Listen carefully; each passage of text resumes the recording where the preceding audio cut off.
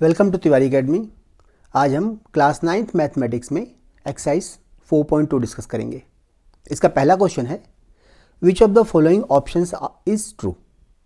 देखो यहाँ पे एक इक्वेशन गिवन है y इक्वल टू 3x + 5 और हमें चेक करना है कि इसके यूनिक सॉल्यूशन है या दो सॉल्यूशन है, अदरवाइज इनफाइनाइट मैनी सॉल्यूशंस हैं। किसी भी स्ट्रेट लाइन को अगर हम ग्राफिकली प्लॉट करते हैं तो एक लाइन आती है हमारे पास इस तरह से। अब सॉल्यूशंस होते क्या हैं? सॉल्यूशंस होते हैं कि इस लाइन पर कितने ऐसे पॉइंट्स हैं जो इसको सेटिस्फाई करेंगे, इस इक्वेशन को सेटिस्फाई करेंगे। मींस अगर हम x मान लो कोई भी पॉइंट लेते हैं, वहाँ से x की वैल्यू देते हैं और y की वैल्यू, पहले x की और दूसरी y की होती है। ये x y की वैल्यू इक्वेशन में रखते हैं तो left hand side right hand side के इक्वल आना चाहिए। इट मीन्स वो उसको सेटिस्फाई करेगा।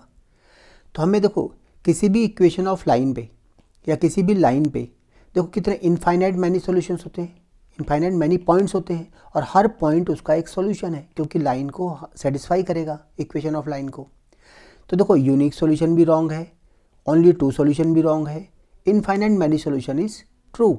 रीज़न क्योंकि एक लाइन पे इनफाइनाइट मैनी पॉइंट्स होते हैं और इनफाइनाइटली मैनी पॉइंट्स हैं मतलब इनफाइनाइटली मैनी सॉल्यूशंस हैं।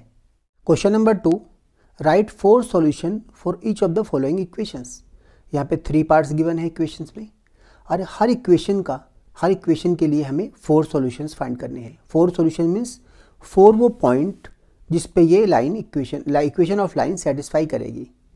किसी भी इक्वेशन में अगर हमें पॉइंट्स फाइंड करना है तो उसे हमें x के टर्म्स में या y के टर्म्स में रिप्रेजेंट करना है। हम फर्स्ट पार्ट को लेते हैं और इसको हम पहले y के टर्म्स में रिप्रेजेंट करते हैं, y को x के टर्म्स में, y इक्वल टू 7 - 2x। हम चाहें तो x को y के टर्म्स में या y को x के टर्म्स में रिप्रेजेंट कर सकते हैं। ऐसा रिप्रेजेंट करने से हम डायरेक्टली इनकी वैल्यू फाइंड कर सकते हैं। देखो अगर हमने x की वैल्यू 1 पुट करते हैं या 0 पुट करते हैं, सपोज x की वैल्यू 0 पुट करते हैं तो y की वैल्यू क्या आएगी? 7 - 2 × 0, इट मीन्स 7 आएगी। तो हमारा पहला सॉल्यूशन आ गया 0,7। अगर हम x की वैल्यू 1 पुट करते हैं तो y की वैल्यू क्या आएगी? 7 - 2 × 1, 2 × 1 इज़ 2, 7 - 2 इज़ 5, इट मीन्स आ गया ये 5। तो हमारा दूसरा सॉल्यूशन क्या आएगा? 1,5। ऐसे -1 भी लेना चाहे ले सकते हैं, x इक्वल टू -1 लिया हमने तो y equal to 7 - 2 × -1 equal to 7 - 2 × -1 is +2 हो जाएगा तो इट मीन्स 9 आ गया। तो ये सॉल्यूशन आ गया हमारा -1 × -1,9। ऐसे हमें 4 सॉल्यूशंस फाइंड करने हैं तो 4 सॉल्यूशन लेते हैं। सपोज x इक्वल टू हमने 4 ले लिया तो y equal to 7 - 2 × 4, it means 7 - 8, that is -1. So solution is 4 - 1. इस तरह हम x की वैल्यू रखते जाते हैं और y की वैल्यू आती जाएगी। अब हम सेकंड पार्ट को देखते हैं। सेकंड पार्ट में यहाँ पाई गिवन है, फिर भी हम वैसे ही करते हैं, y को x की फॉर्म में रिप्रेजेंट करते हैं, 9 - πx। देखो अगर x की वैल्यू हम 1 रखते हैं, 0 रखते हैं, पहले 0 से स्टार्ट करते हैं तो y की वैल्यू क्या आएगी? y equal to 9 - π × 0, that is 9। It mean solution is 0,9 आ गया। सेकंड केस अगर हम x की वैल्यू 1 रखते हैं तो y equal to 9 - π × 1, π × 1 is π, so 9 - π। It means हमारा पॉइंट ऑफ सॉल्यूशन क्या आया? 1,9 - π। सेम x इक्वल टू हमने 2 रखा तो y equal to 9 - π × 2, it means 9 - 2π। So point of solution 2,9 - 2π। And last करते हैं क्योंकि टोटल 4 सॉल्यूशन फाइंड करने हैं हमें, तो लास्ट है x इक्वल टू, सपोज करो हमने 3 रख दिया या 6 कुछ भी, 6 रख दो, 5 रख दो, कुछ भी रख सकते हैं हम। तो y equal to 9 - π × 3, that is 9 - 3π और सॉल्यूशन आ जाएगा इसका 3,9 - 3π। इस तरह सेकंड पार्ट के भी 4 सॉल्यूशन आ गए हमारे पास। अब थर्ड पार्ट को लेते हैं, x equal to, third part हमारे पास x equal to 4y, x equal to 4y को यहाँ सेपरेटली सॉल्व करते हैं। Third part x equal to 4y। देखो ये पहले से ही x जो है y के टर्म्स में रिप्रेजेंटेड है तो हमें कुछ करने की ज़रूरत नहीं है, हम डायरेक्ट y की वैल्यू पुट करेंगे और x की वैल्यू आती रहेगी इसमें।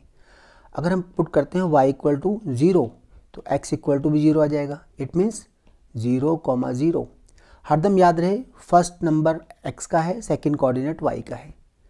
अगर हम y की वैल्यू पुट करते हैं 1 तो वो x इक्वल टू आएगा 4 into 1 that is 4। It means 4,1 क्योंकि y की वैल्यू हमने 1 रखी थी इसमें। नेक्स्ट अगर रखते हैं इसमें हम y की वैल्यू सपोज 2 रख दी हमने तो x इक्वल टू आएगा 4 into 2 that is 8। So solution आ गया हमारे पास 8,2 और at last y equal to suppose हमने 4 रख दिया है तो x equal to 4 into 4 that is 16। So solution is 16,4। तो इस तरह हमारे पास ऑल 4 सॉल्यूशन आ गए ना, 1 2 3 and 4। Question number 3, check which of the following are solution of the given equation x minus 2y equal to 4। देखो इनमें 5 हमें सिचुएशंस गिवन है। पहली इक्वेशन है, पहला सॉल्यूशन है 0,2, दूसरा 2,0। इन सभी सॉल्यूशंस को 1 बाई 1 हम इक्वेशन में पुट करेंगे। इन केस किसी के लिए भी अगर left hand side equal to right hand side prove हो जाता है it means that is the solution of this equation. हम फर्स्ट पार्ट को लेते हैं। फर्स्ट पार्ट में 0 2 गिवन है, इट मीन्स x की वैल्यू है हमारे पास 2 0 एंड y की वैल्यू है 2। देखो लेफ्ट हैंड साइड लेते हैं इक्वेशन का। लेफ्ट हैंड साइड है x माइनस 2y। x की वैल्यू हमारे पास क्या है 0 तो x की वैल्यू 0 पुट की, माइनस 2 इंटू वाई की वैल्यू है 2 तो यहाँ 2 पुट करते हैं। देखो 0 माइनस 4 दैट इज माइनस 4 आ गया है and minus 4 is not equal to 4 क्योंकि राइट हैंड साइड पे देखो यहाँ 4 गिवन है ना, ये 4 के इक्वल नहीं आया है। It means 0 2 is not the solution of the given equation. ऐसे हम सेकेंड पार्ट को चेक करते हैं। सेकेंड पार्ट में गिवन है 2,0।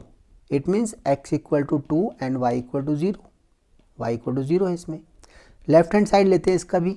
Left hand side equal to x minus 2y means x is 2 minus 2,0।